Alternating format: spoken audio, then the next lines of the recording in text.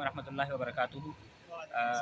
अल्हम्दुलिल्लाह इस वक्त हम मस्जिद क़िबलतैन के अंदर मौजूद हैं और मस्जिद क़िबलतैन जो है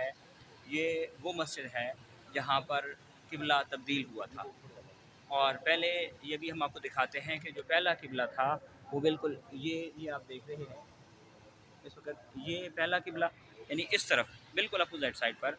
यानी गालिबन ज़ुहर की नमाज के वक़्त दूसरी या तीसरी रकत के अंदर नबी पाक सल्लल्लाहु अलैहि वसल्लम नमाज अदा फरमा रहे थे और दौरान नमाज जब